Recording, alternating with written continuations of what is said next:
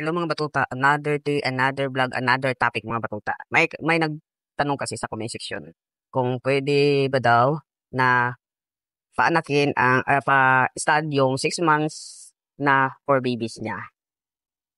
Sasagutin kita sir, ma'am, ay sobrang bata pa po ng for babies nyo at sa sa akin talaga, kawawa po yung ating for babies niyan. Kasi batang-bata pa po, tapos pabuntisin po natin yung ating for babies.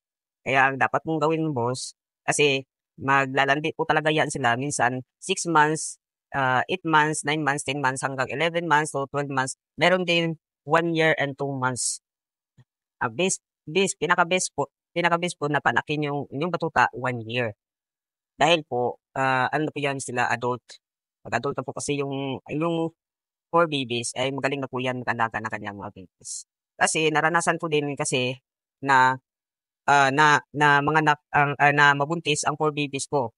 Ito, example lang ito. Nabili ko si Carla, hindi ko alam alam ko nabuntis siya pero hindi ko alam na 8 months pa lang siya pinabuntis ng owner ng binilhan ko na dog. Grabe 'no? Sobrang bata pa ni Carla na pinabuntis nila ito tapos pininta sa akin. Dahil gustong-gusto ko talaga yung dream, inipunan ko at binili ko siya kahit buntis na. Pero nag-alala ako baka makulong siya. Pero hindi ako nagkamali, nakunan talaga si Carla after 5 days na dito sa amin. Hindi talaga umabot talaga sa kanyang due date sa panganak. So, pagtingin ko po sa PCCI niya kasi may papel naman ito si Carla. Ang PCCI niya ay pagtingin ko sobrang bata pa ni Carla na pinabuntis na 8 months pa lang si Carla pinabuntis na nila. Shoutout sa mga breeder ha na nagpabuntis ng sobrang aga sa kanilang 4 babies para maka-puppy at makabenta. Kawawa na din naman po ang sobrang aga na mabuntis ang 4 babies niyo. Hindi man sa kasi isipin din natin ang kanilang kalagayan. Dahil sobrang bata pa nila pabuntisin mo ganyan. Kaya ikaw ma'am sir, wag mo po talaga pabuntisin ng maaga ang inyong dog.